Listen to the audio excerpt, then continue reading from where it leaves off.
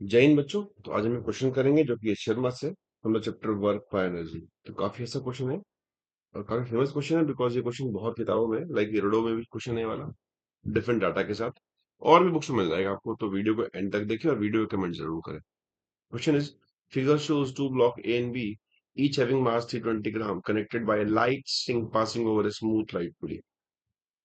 The horizontal surface on which block A can slide is smooth. ये surface smooth है जो आपको given है. This one smooth surface. A block is attached to a spring of constant 40 Newton per meter whose other end is fixed to a support 40 centimetre above. तो ये आपके पास ऊपर fixed है और जो लेंथ है वाली इज इक्वल टू 40 सेंटीमीटर मतलब 0.4 मीटर.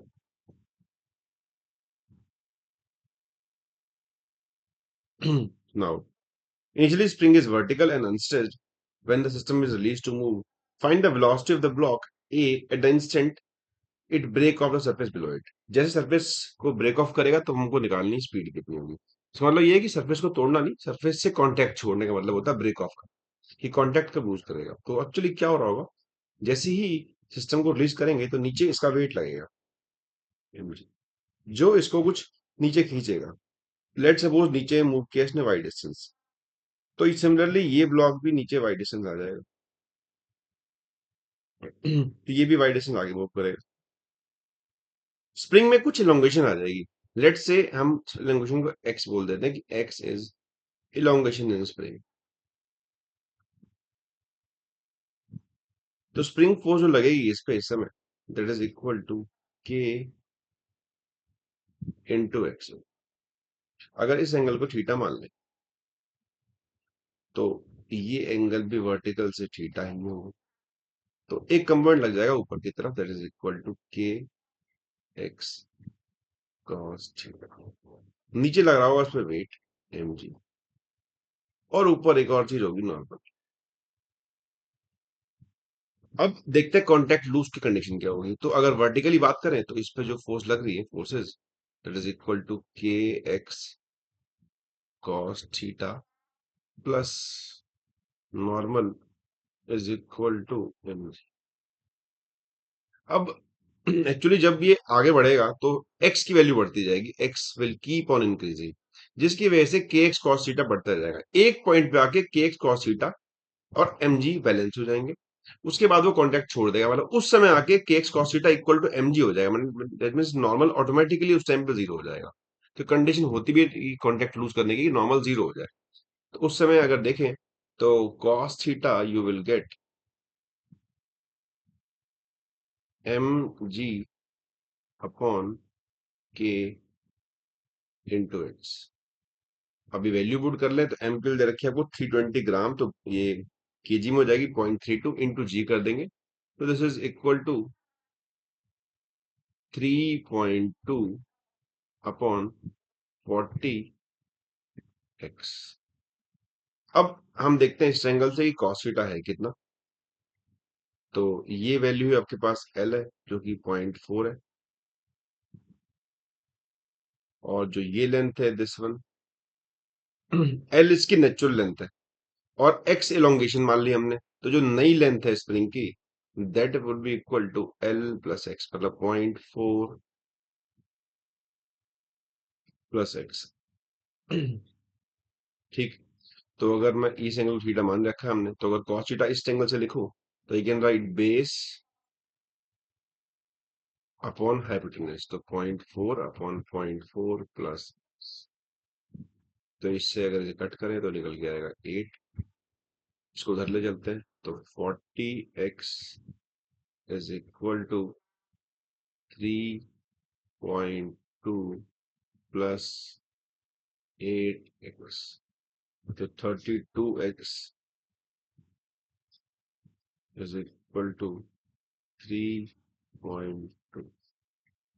तो इससे कट गया x निकल के आ रहा है 0.1.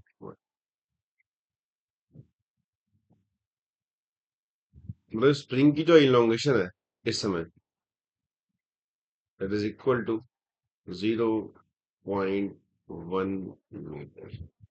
तो स्प्रिंग उस समय इतना इलोंगेटेड होगा जब वो कांटेक्ट छोड़ेगा. ये तो हमने इलोंगेशन निकालना, हमको लेकिन निकालना ये निकालना हमको स्पीड है कि वेलोसिटी कितनी होगी उस समय. उस समय जो ये ब्लॉक है, ये भी कुछ आगे जा रहा होगा किसी स्पीड से, लेट से ये स्पीड को मैं v बोल देता हूँ। और ये भी जो ब्लॉक है, ये भी उस समय कुछ स्पीड से आ रहा होगा, दोनों की स्पीड v होगी, बिकॉज दोनों एक ही रस्सी से जुड़े हुए हैं जब कॉन्टेक्ट छोड़ेगा। तो ये स्पीड को निकालने के लिए अप्लाई करते हैं एनर्जी कंजर्वेशन या फिर work energy theorem. So I will apply work energy theorem. तो वर्क एनर्जी थ्योरम ये कहता है कि work done by all the forces, जो भी सिस्टम पे लग रही है, is equal to change in kinetic energy.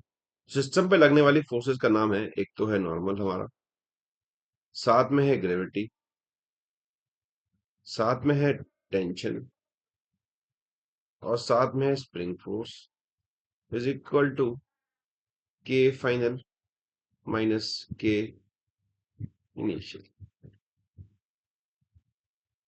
अब नॉर्मल तो कुछ काम करेगा नहीं, ये जीरो होगा, बिकॉज नॉर्मल इस ब्लॉक के लग रहा है ऐसे, और ये ब्लॉक जा रहा आगे की तरफ, एंगल 90 होगा।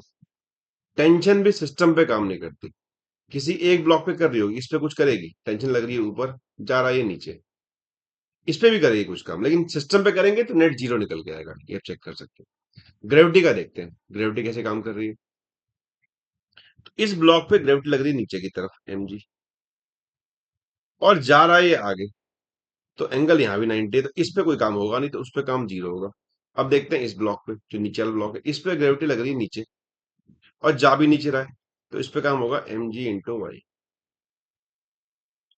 स्प्रिंग फोर्स काम करती है माइनस हाफ के एक्स पर, जितना उसमें एलोंगेशन आया निकल के। बात करते हैं के फाइनल, के फाइनल दोनों ब्लॉक के पास होगा, तो half m v square into two, minus initially zero था, तो दोनों का मैं लिख दिया, इंटू टू कर दिया इसलिए। अब सारी वैल्यूज जो है पुट की जाती हैं, तो एम इज वाई निकाल लेते हैं, वाई कितना होगा, वाई ये डिस्टेंस है एक्चुअली, ये निकालना पड़ेगा। एक्स आपको पता है 0.1 आया, तो ये निकल के आएगा 0.5, तो ये है 0.5, ये है 0.4, तो आप पाइथागोरस थ्योरम निकाल के वाई निकाल सकते हैं, तो वाई निकल के आएगा 0.3। पुट कर लेते हैं वैल्यूज एम जी की, एम जी इज 3.2